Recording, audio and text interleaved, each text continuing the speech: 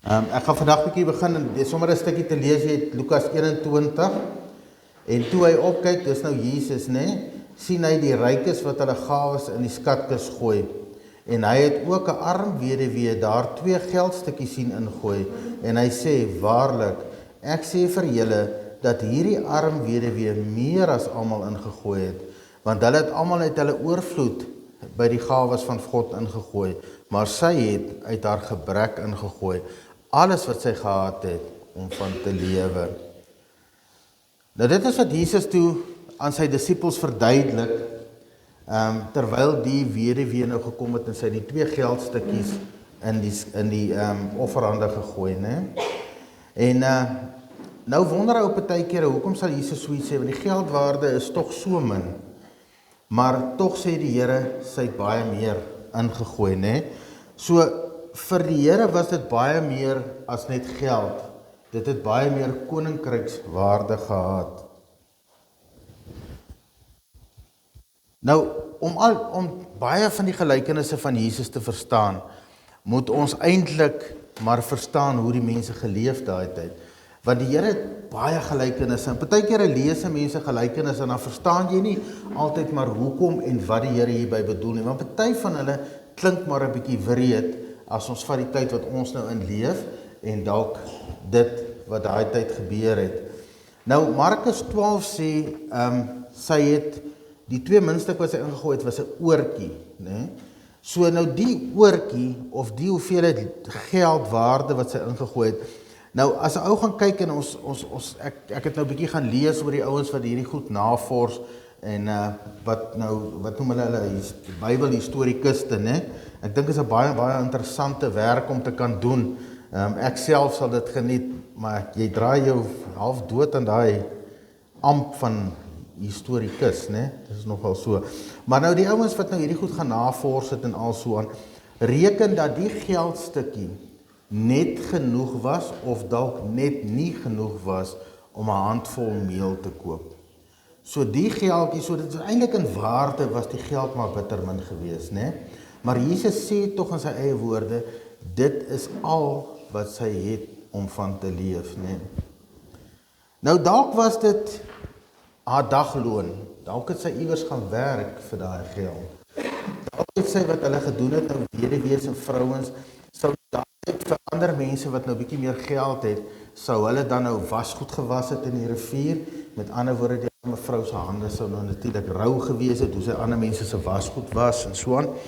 Dalk het sy op iemand se landerye gewerk, dalk het sy besig was om voorbereiding te tref vir die plantseisoen, dalk was hulle besig om te oes, dalk het hulle net bossies uitgetrek, maar sy moes dan nou die heel dag in die son werk om die geldstukkies in die hande te kry, wat sy dan nou sou gebruik het om te eet, wat sy toe nou natuurlik in die skatkis gaan gooi het, né? Nou soos Jesus sê, dit is al wat sy gehad het om te leef, né?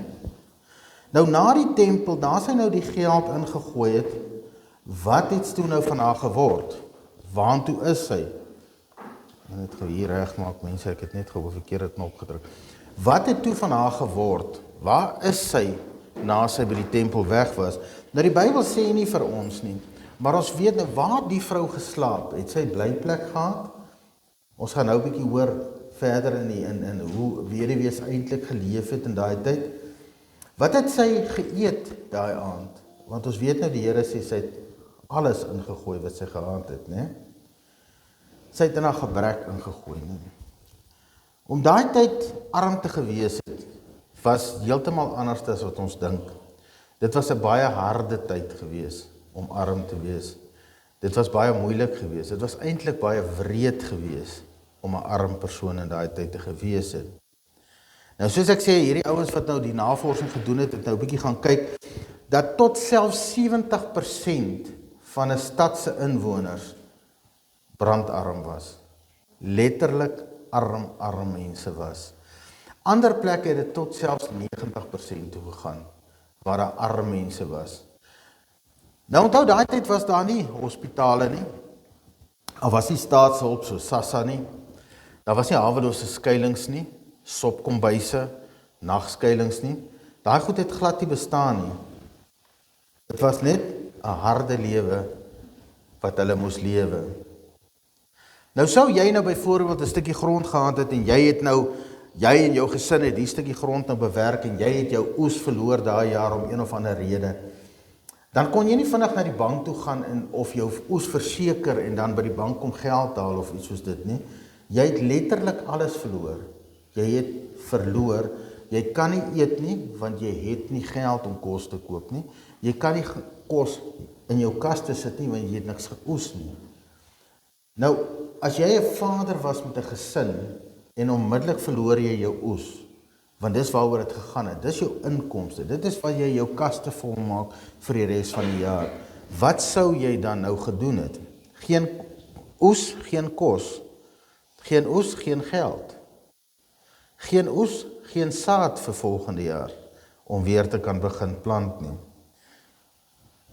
As 'n weduwee nie 'n seun gehad het, of 2 seuns of 'n ouer seun, maar dit moet ouer seuns gewees het sy niemand gehad om na haar te sorg nie. So as haar kinders klein was hulle saam met hulle ma, maar in hierdie hele gemors gewees. Maar nou moet ons onthou, as jy sou dan 'n dagloner geword het, as jy nie inkomste gehad het nie, of jou kinders nie vir jou kan sorg nie. Maar nou moet ons nie vergeet wat die verhouding was nie. Kom ons sê die verhouding is 70-30. 30 mense wat 'n bietjie geld gehad het, en dan die 70% mense wat nie gehad het nie. So wat is die kans dat jy met daai verhouding elke dag gewerk gaan doen? Wat is die kans dat jy elke dag jou 2 oortjies sal kry om vir jou te kan kos koop of vir jou kinders te kan kos koop? Werk is nie gewaarborg gewees nie. Jy sou dalk vandag nie werk gehad het nie. En as jy soos die weduwee nie kos gehad het nie, wat sou jy geëet het vanaand? Wat sou jy en jou kind of jou kinders geëet het vanaand? As jy nie môre werk kry nie, dan is dit 2 dae sonder kos. Ja. As jy moes skuld betaal, onthou daai tyd was dit maar 'n bietjie anders as jy geskuld het. As jy skuld moes betaal, waar sou jy geld gekry het om dit te kon doen? Jy weet, as jy iemand geld geskuld het en jy kon nie daai persoon terugbetaal nie, kon hy wetlik jou vrou en jou kinders as slawe verkoop. Dit mag gebeur het. Dit was oukei in daai tyd. So as ons nou 'n bietjie verstaan hoe dit was om arm te wees, dan kan ons verstaan hoekom Jesus gesê het, sy het alles wat sy nodig gehad het om te lewe, het sy in die skatkis gegooi. Nou dink ons bietjie aan die stede van die ou Bybel. Ons sien baie hierdie prentjies, hoe die mense gebly het in hierdie kleihuisies, wat nou so die een na die ander is, met 'n ou venstertjie en 'n ou deur. Bitter min mense kon dit bekostig, mense. As jy wel 'n ou kleihuisie gehad het, dan het jy nou in die gebly, maar daar was nie vensters nie, daar was wel 'n deure gewees. En nie almal het ou deure gehad nie. Jy kon dalk net 'n ou stukkie lap bekostig om voor die deur te hang. Dan sou jy en jou hele gesin sou dan nou in die huisie gebly het. Nou die huisie was skaars 3 meter by 3 meter. Nou ongeag hoe groot die gesin was, dan sou julle almal nou in die huisietjie gebly het. Nou die huisie het 'n grondstofvloer gehad wat hulle nou net saam gekompakteer het. So die heeltyd was daar stof binne in die huis. Die vloer was vol stof. Alles was so. Jy het ook nie meubels gehad nie. Daai mense het omtrent geen meubels. Hulle reken party van hulle sou net 'n houtkrat gehad het waar hulle van die goed ingesit het. En dan die res van die huis was dan nou leeg. Maar is nie net jy wat in die huis geslaap het nie. Sou jy diere gehad het van 'n hoender tot 'n donkie tot 'n bok, het die saam met julle in daai 3 meter by 3 meter huisie geslaap. En dit het natuurlik in die winter gehelp dat die diere se temperatuur, daarom die temperatuur binne in die huis met 'n graad of 2 kon gelig het. Dan het jy ook net 'n slaapmaatjie gehad van strooi. So in die oggende, dan word die maatjie nou opgerol, vanaand word die maatjie nou afgerol en dan slaap jy nou op die maatjie. Nou die maatjie sal dan nou 'n bietjie gehelp het met die koue wat van onder af kom. Sodat dit daarom nou nie so vreeslik koud is nie. Nou, soos ek gesê, daar sal altyd stof in die huis gewees het met die vloere. Was nie so gekompakteer nie, hulle het dit maar net saam gepers, nee. Dan het jy hierdie klei lampies wat ons die prentjies van sien. Elke huis sal dan nou 'n klei lampie gehad het. wat jy nou kon aansteek. Maar nie almal kon bekostig om die olie in te sit nie. Want soos ek sê, die olie is ook baie duur. Lampolie was baie ontsettend duur geweest. So die meeste van die huise sou dan in die aand pikdonker gewees het, net omdat jy bloot nie die olie kan bekostig nie. Dan ook aan die huis, jy het nou 3 mure wat jy met bure deel. So as ek 'n huis wil bou en ek kom dan sommer by Herman se huis en dan bou ek sommer hier by Herman se huis en dan is daar 'n stuk van Willie se huis en ek bou so aan en ek bou my huis so. Nou hoef ek dan met 2 mure te bou want ek deel nou die ander mure met die ander ouens. Dis hoe hulle huise gebou het. En dan in die middeleeuwers het ons 'n courtyard gehad. 'n Klein courtyard wat nou ons nou met 2 of 3 van die gesinne wat jy nou deel, daar sal jy nou kos gemaak het en daar sal die mense nou maar 'n bietjie gekuier het ook. Nou as ons kyk na nog 'n gelykenis van die Here, en dit lees ons in Lukas 15, of watter vrou wat 10 pennies het, as sy 1 penny verloor, steek sy nie 'n lamp op en vee die huis uit en soek sorgvuldig totdat sy dit kry nie. En as sy dit kry, roep sy haar vriendinne en buurvrouens bymekaar en sê, wees saam met my bly, want ek het die penny gekry wat ek verloor het. As 'n ou nou weer eens ek sê, as 'n ou hierdie leefstyl begin, dan is hierdie gelykenisse wat die Here so gegee het, begin hierdie goed nou eintlik vir jou nou oop gaan. Want soos ek gesê het, die vloere was maar stofferig. So as jy nou 'n geldstukkie, die vrou het dan nou 10 geldstukkies gehad, maar as sy nou 1 verloor het, was dit vir haar so belangrik om daai geldstukkie te kry. Sy sou die huis uitgevee het, en omdat daar nie vensters is die huis dag in die dag reeds al donker binnekant. Miskien was dit in die donker nag. Dan vat jy die besem en jy begin soek. Maar sy moes op 'n kol 'n besluit gemaak het. Sou sy die penny wil hê of gaan sy die olie vat en die lampie aansteek? So sy moes 'n besluit gemaak het om te kan sê sy sal die lampie aansteek en sy sal soek, né? En miskien was daai geldjie, die 1 geldjie wat sy verloor het, was reeds uitgesit vir kos of om skuld te betaal. Skuld was baie erg geweest daai tyd. As jy skuld gehad het of belasting moes betaal, moes jy dit betaal. Hulle was nie so toekomend soos hulle vandag is nie. So sy was bereid geweest om selfs die olie aan te steek. En dit maak dit nou so, as ou hierdie gedeeltes weet hoe hierdie mense geleef het, dan kom ek agter die gelykenisse wat Jesus vir ons gesê het. Want dis wie hy is. Dis hoe ons Here is. En ons het nou gehoor met Jakob wat van Flip gepraat het. En meeste van ons het ook om al die pad gestap. Dis hoe ons Here is. Hy gaan nie ophou nie om jou te kry nie. As jy geval het, gaan hy jou kom haal. En hy gaan sy lamp en sy dierolie aansteek om ons te kom haal, om ons te kom soek, tot hy ons gekry het, en dan natuurlik die vreugde, né? Dan sien ons ook die prentjies van die Bybelse tyd, van hierdie tafels. Mensig, maar dit lyk hom lekker, daar's vleis, daar's druiwe, daar's altyd druiwe. Ek weet nie hoe, daar's altyd druiwe op daai prentjies, né? En hierdie groot blink bekers wyn wat die ouens so drink. En dit lyk lekker. Dit was nie so vir die 70% nie. Dis nie wat hulle geëet het nie. Daai 70% het nie dan daai tipe maaltye deel gehad nie. Daai 30% wel, of van hulle kon so eet elke aand. 'n Arm gesin het 1 keer op 'n dag geëet. Slegs 1 keer op 'n dag. Dan het ek nou gesê, as hulle nie 'n dagloner salaris gekry het nie, dan sou hulle miskien elke tweede dag geëet het. 'n Gesin, né? Hulle sou brood geëet het. Maar mense, dis nie meel nie. Meel was vir die rykes. Dit was gars, né? Barley in Engels. So jy het 'n broodjie gemaak van barley. Dit was so 'n ronde broodjie, kliphard. Ek is seker jy kon iemand dalk seer gemaak het met daai brood as jy vir hom gegooi het. 'n Klipharde broodjie. En dis wat jy as gesin geëet het, dag in en dag uit. Dit was die goedkoopste manier om te kon eet. So nou en dan as daar 'n bietjie geld was, kon hulle olywe ingemeng het in die broodjie. Kon dalk 'n bietjie lensies ingemeng het by die broodjie, net om die smaak bietjie beter te kry. Ons gaan so 'n bietjie terug na Genesis 25 toe. En Jakob het 'n kooksel klaar gemaak en Esau het moeg uit die veld uitgekom. Toe sê Esau vir Jakob, laat my tog 'n sluk van hierdie rooi goed Laat my tog van hierdie rooi goed eet, want ek is moeg. Daarom het hulle hom Edom genoem. En Jakob antwoord, verkoop eers jou eersgebore reg aan my. En Esau sê, kyk, ek gaan sterwe, en wat baat dit my eersgebore reg my dan? Toe antwoord Jakob, sweer eers vir my.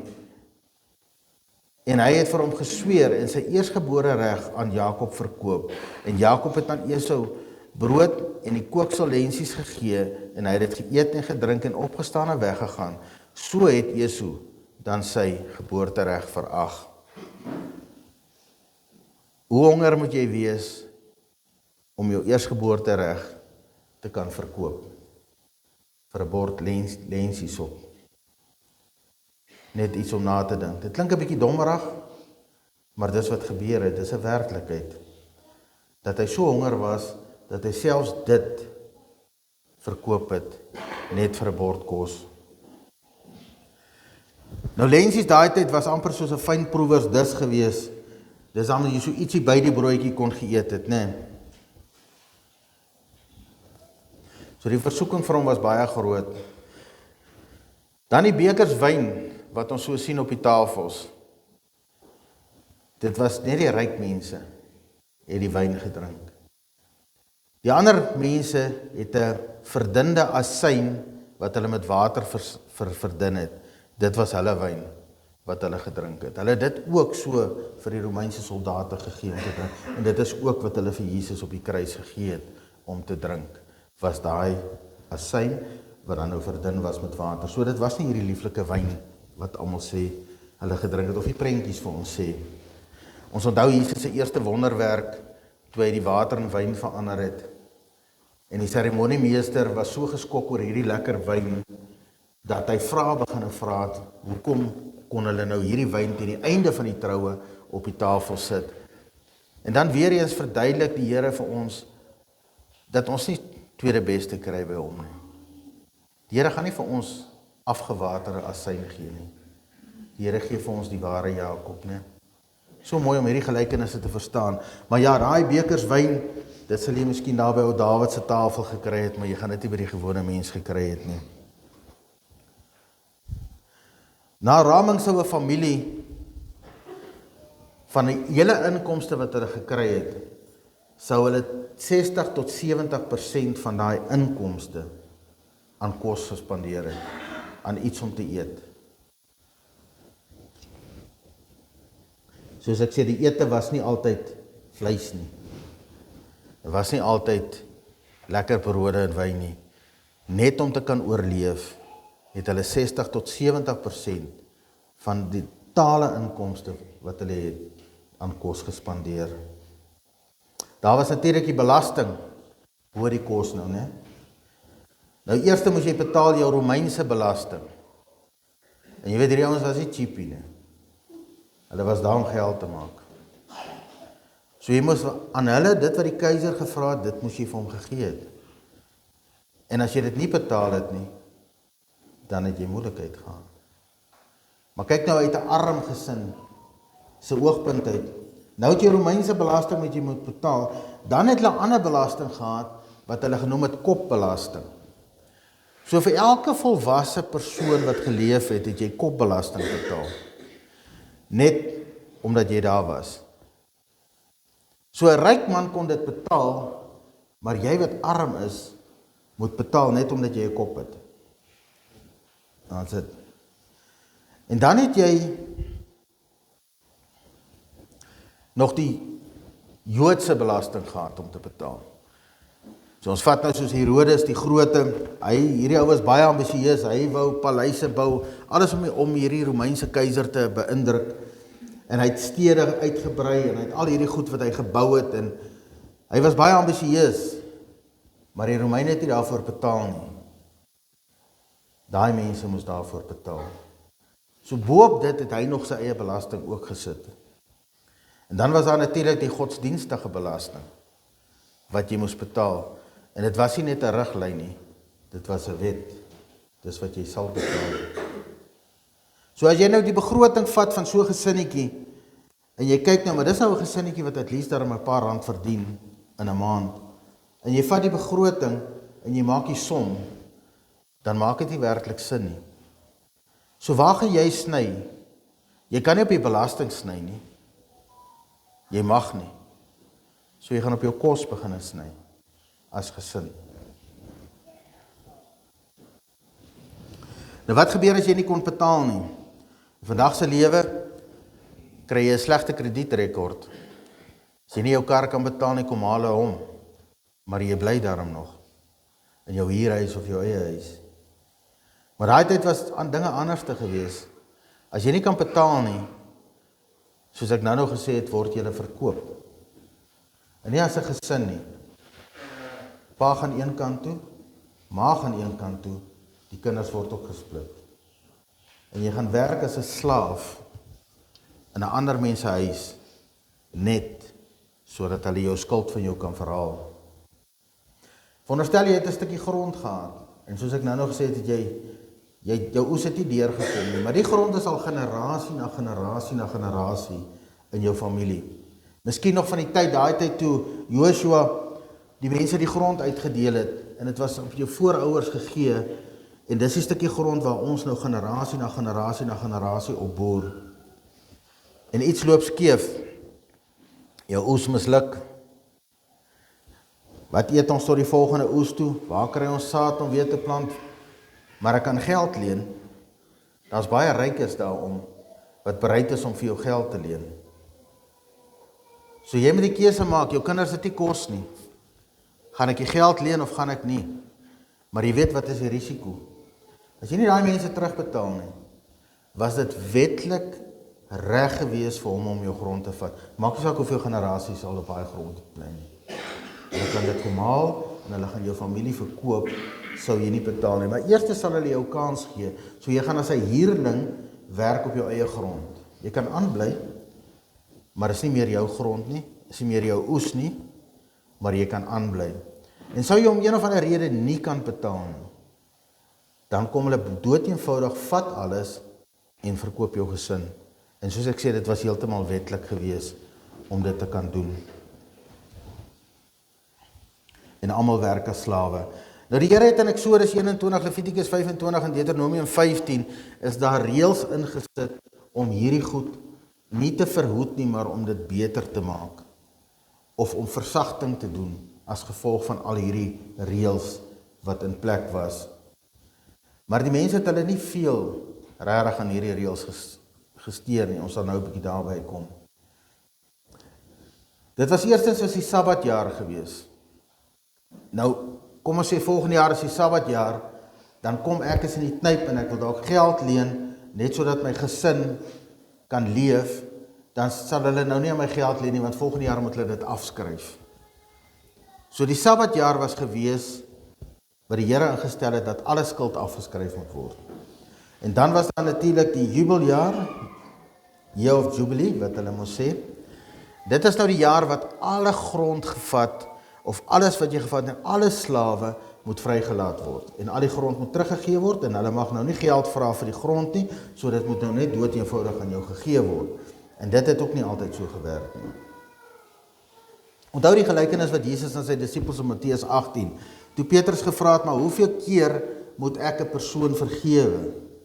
En Jesus sê in sy gelykenis, en dit sal ons nou baie mooi verstaan, as ons die tyd verstaan waarin hierdie mense gelewe het. En Jesus vertel hierdie gelykenis van die koning, wat toe nou nagegaan het, oor die mense wat vir hom geld skuld. En een van sy amptenare, sê die Bybel, het miljoene geskuld. En onmiddellik gee die koning opdrag en sê, laat sy hele familie verkoop word, en alles wat hy het verkoop word, om die skuld te delg nou natuurlik. En die ou val neer voor die koning, en hy smeek om vergifnis, en die koning sê vir hom, weet jy wat is reg, ek skryf dit alles af. En dis nou na Petrus gevra het, hoeveel keer, Here? En die Here verduidelik vir ons, hierdie gelykenis, dat hy die koning, hy is ons koning, hy sal ons vergewe, hy sal dit nie teen ons hou nie, wanneer ons voor hom kom. Maar in die mensewêreld het dit anders te gewerk. Jy was skuldig en hulle het jou goed gevat en jou mense verkoop. As jy nou nie grond gehad het nie, en jy nie as 'n slaaf iewers gewerk het nie, was jy 'n dagloner. Ja? Nou die gelykenis in Matteus 20 sê van die werkers wat in die wingerd gaan werk het.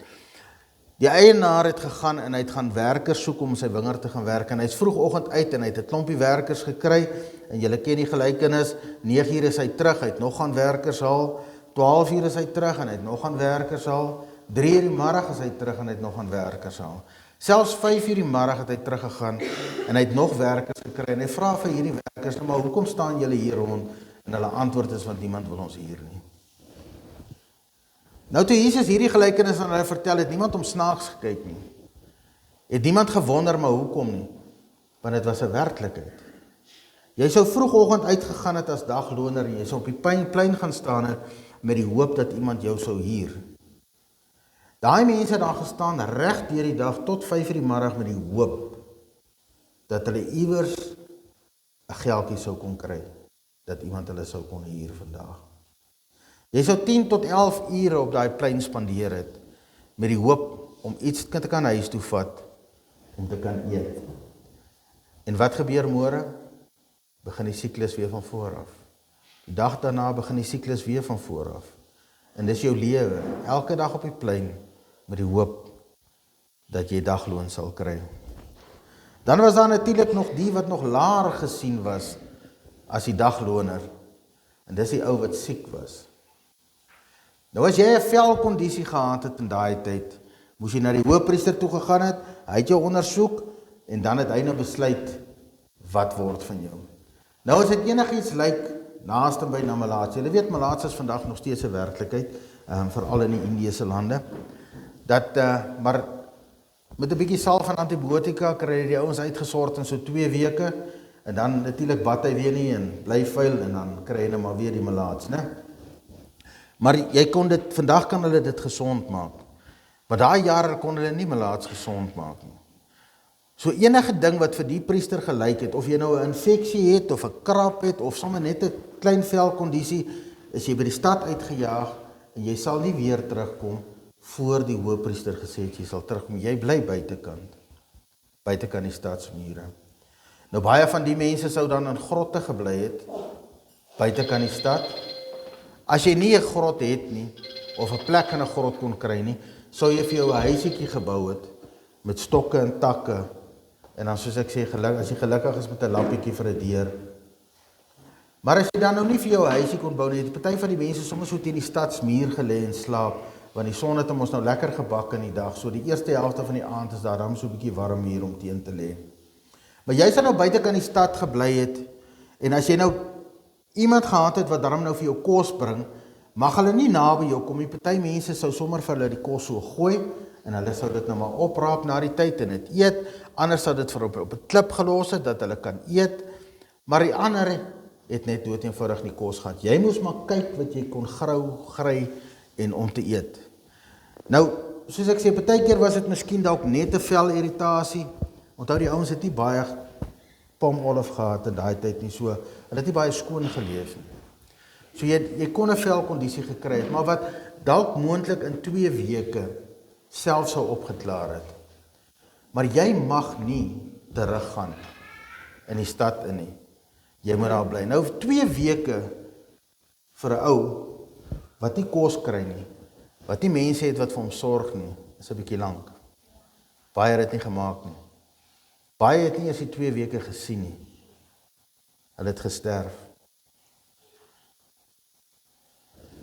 As iemand naby jou kom, moet jy skree kliphard, onrein, onrein. Want daai persoon mag nie naby jou kom nie. En dit was jou lewe gewees. Jy moes skree, onrein, onrein die hele tyd. Ons onthou die vrou wat 12 jaar aan bloedvloeiing gely het. Ek meen, sy was onrein gewees. As sy aan 'n stoel of 'n tafel geraak het, was dit onrein. So met ander woorde, die vrou het geen mense gehad nie. Die Bybel sê dat sy so baie geld, so sy het geld gehad, gespandeer het om dokters om haar gesond te maak, maar niemand kon haar gesond maak nie. So op die einde van die dag sê die Bybel dat sy alles wat sy gehad het, het sy gespandeer. So met ander woorde, waar sit hierdie arme weduwee nou? onder die arme mense. Dalk die mense wat nie meer 'n huis het nie. Dalk is sy een van hulle wat dalk teen die stadsmure slaap in die aand. Ons weet nie. Maar een ding wat ons weet is, sy was arm en sy was moeg. Ons weet sy het ook geen krag meer gehad nie, want sy het die heeltyd het die bloed uit haar uitgevloei. En weet julle wat? Dink die ergste van alles, sy was baie alleen. Want vir 12 jaar sou mense draai om haar geloop het. Vir 12 jaar sou niemand met haar gepraat het nie. Bitter alleen. En Jesus genees haar, né? Die woord van die Here is baie duidelik. Ons moet agter die weduwees kyk, ons moet weeskinders kyk. Die woord van die Here sê ons moet na die vreemdeling in ons stadspoorte kyk. Dis 'n opdrag wat ek en jy vandag ook nog het. Ons mag hulle nie uitbuit nie. Weer daai tyd kon 'n vrou glad grond besit nie, né? So as ek doodgaan, mag Linda nie my grond erf nie. Glad nie, omdat sy 'n vrou is. Jy mag nie hof toe gegaan het nie. Jy was nie welkom daar nie. Hoe gaan jy hof toe om jou grond of jou saak te gaan stel? Sy kon nie.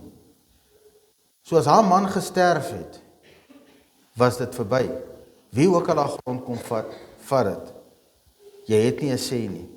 Dis nie meer jou grond nie. 'n Vrou mag nie grond besit nie. Ons onthou die storie van Naomi met Rut en Orpa.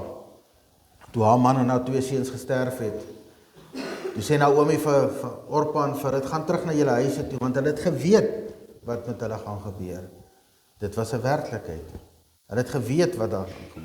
Hulle het geweet armoede wag op hulle, want daar is nie meer mense. Daar is nie groot seuns om na hulle te kyk nie. Ons weet dat Rut besluit het om saam met Naomi te gaan, en ons weet dat sy ook in Boas se land gaan koring optel het, of wat hulle ook al geoes het, gaan optel het.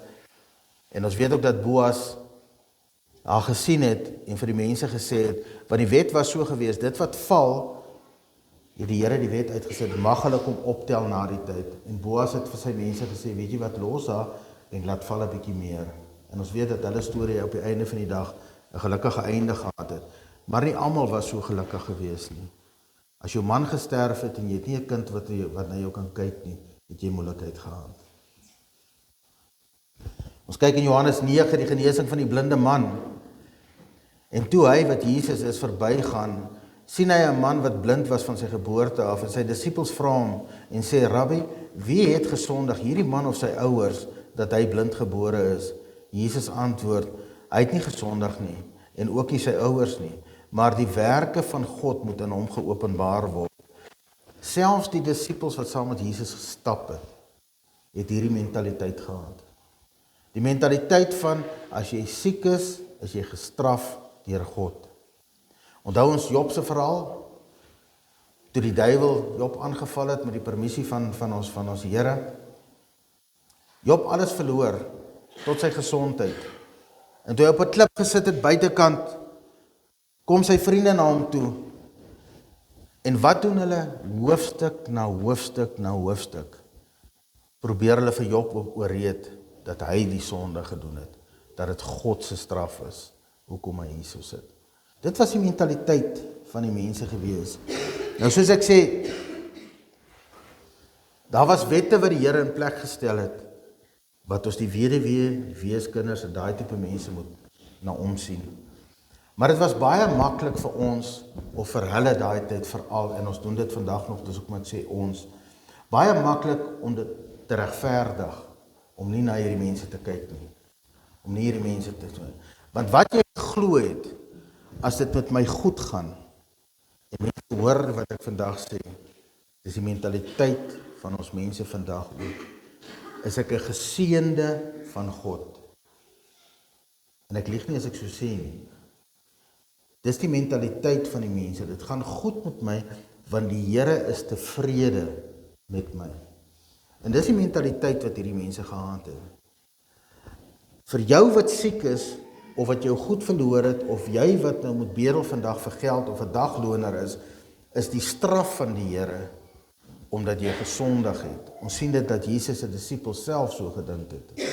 So jy is in daai situasie as gevolg. So met ander woorde, dit was baie maklik en is vandag nog baie maklik om by 'n persoon verby te beweeg wat net 'n bietjie in die moeilikheid beland het en te sê die Here straf hom, so hoe kan ek interfereer daar waar die Here werk? Dit was die mentaliteit. Dis hoe hulle dit regverdig het. Sakke vol geld, tafels vol vleis, druiwe, wyn. Onthou julle die storie van Lazarus en die ryk man? Lazarus wat buitekant die poorte van die ryk man se huis gelê het en bedel het, en toe hulle albei sterf, surprise, né? Storie heeltemal andersom, né?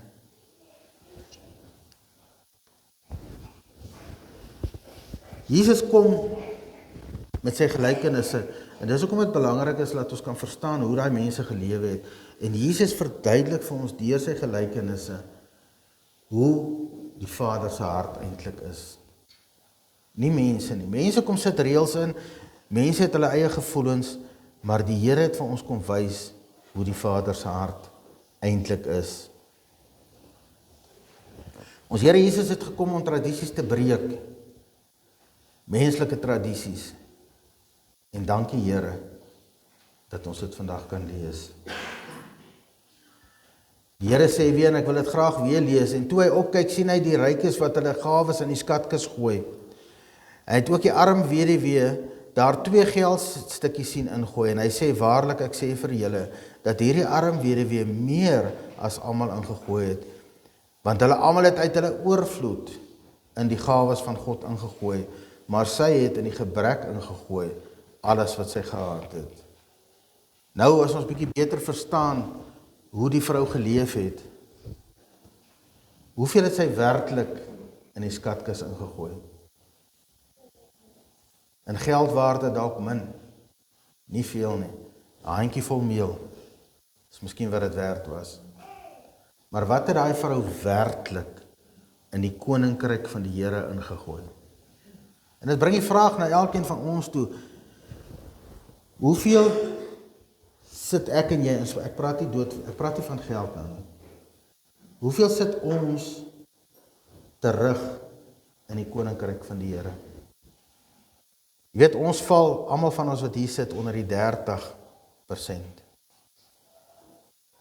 Jy kan jouself uit daai 30% uithaal as jy is, maar ek kan vir jou almal sê, almal wat vanoggend hier aangery gekom het, ons is deel van daai 30%. En dit is baie maklik om te sê, die Here seën my, ek hoor dit elke dag, maar ek weet as ek met daai mense praat, is kinderbokke, leenaars,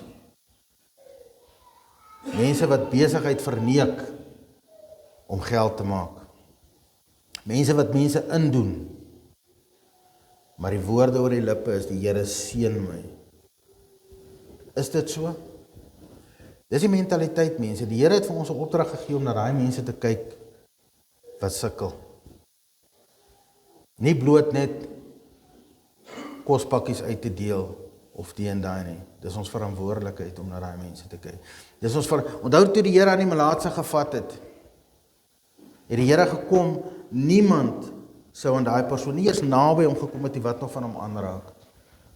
Ons Here het gekom en hy het aan hom gevat. Geraak aan daai persoon en hom gesond gemaak. Niemand mense is te vuil om aan te vat nie.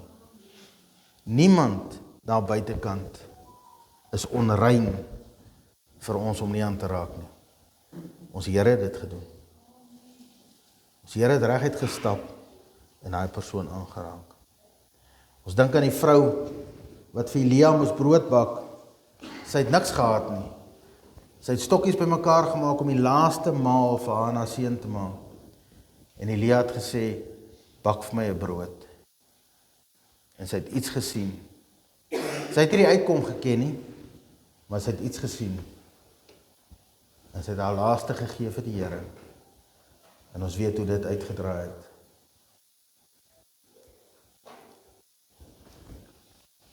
So as ons nou beter verstaan hoe daai mense gelewe het in daai tyd, is dit ook maklik om te gaan en die Here se gelykenisse te gaan lees. En ons sien sy hart, en ons sien sy liefde vir ons. En ons sien dat hy nie bang was en nog steeds vandag is om aan elkeen van ons te raak nie. Om elkeen, even daai ou daar buite kan. Jy weet, ons praat nou die dag so oor die dwelms wat die ouens hier op die straat gebruik. En jy weet, ons is baie maklik om te sê, jy is sy skuld. Maar wanneer laas het jy koud gaan slaap? Wanneer laas het jy met 'n een flenter kombersie oor jou gaan slaap? Dan kan ons verwag of verstaan hoekom hulle daai goed gebruik. Want dan kan hulle slaap, ongeag die koue, ongeag die honger. Net iets om na te dink. Ons gaan nou die nagmaal gebruik. Die gaan vir ons help uitdeel hierso. Redrik, jy bewe te veel, gaan jy regkom?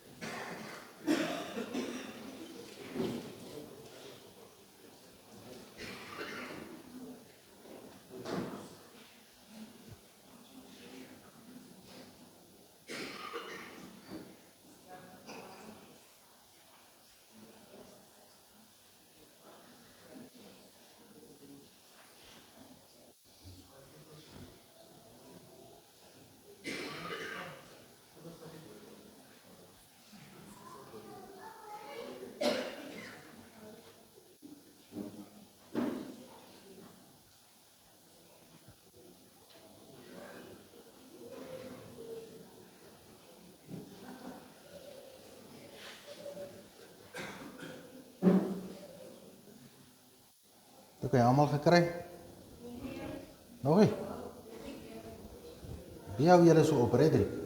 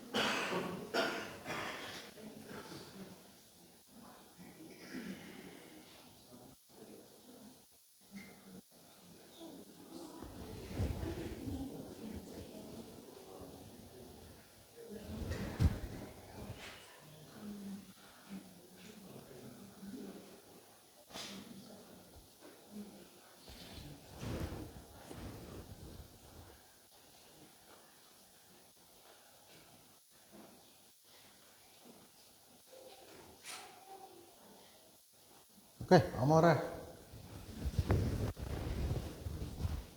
Okay.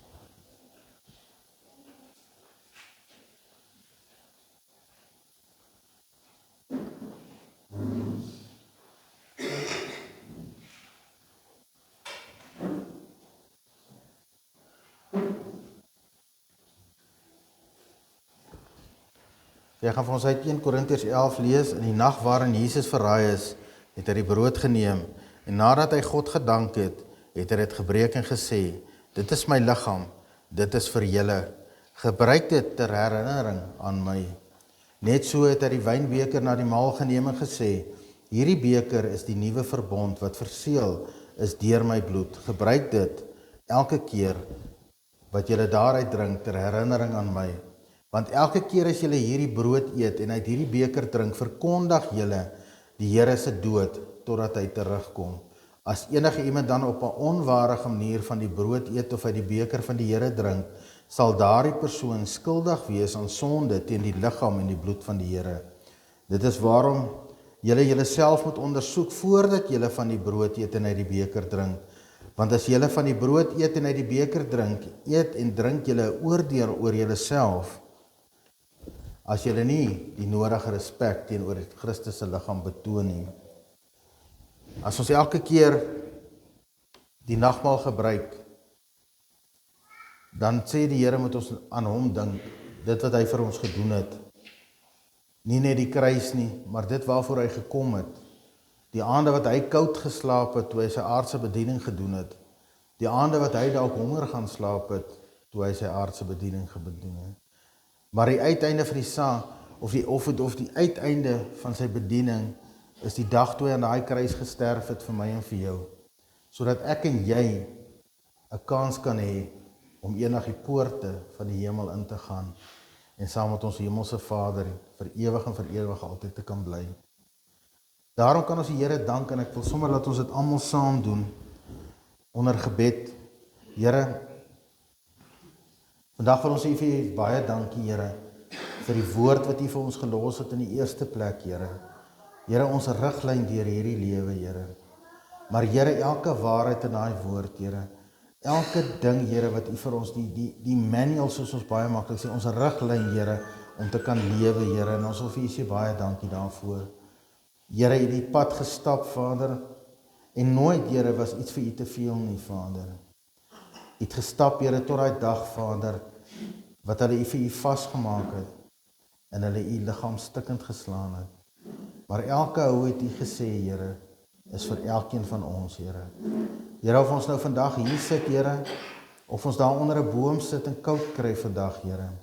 U het vir elke persoon, het U elke hou gevat, Here. En daarom, Here, neem ons die liggaam vandag, Here. En dan sê dankie, Vader. Ons dink aan dit wat U vir ons gedoen het. Here, ons kan nooit sê ons verdien dit nie, Vader. Maar U het ook nie gesê ons moet dit verdien nie, Vader. U het dit uit liefde vir ons uitgedoen, Here. Dankie.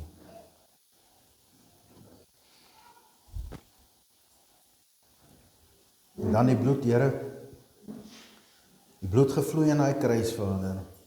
Die bloed wat vir ons versoening gebring het, Here. Here, wat vir ons verlossing gebring het, Vader. Here, die bloed wat ons beskerm, nie net ons nie, ons gesinne, Here, en alles wat ons doen, Vader. Wat die elke druppel bloed, Here, tot die oorwinning daar was, Here, vir ons gestort het, Here. U sê ons moet hierdie wynglasie drink, Here, uit herinnering, Here. En daarom neem ons dit nou, Vader, om vir U te sê baie, baie dankie, Here. Omdat U voluit vir ons gegaan het, Here, en niks teruggehou het nie.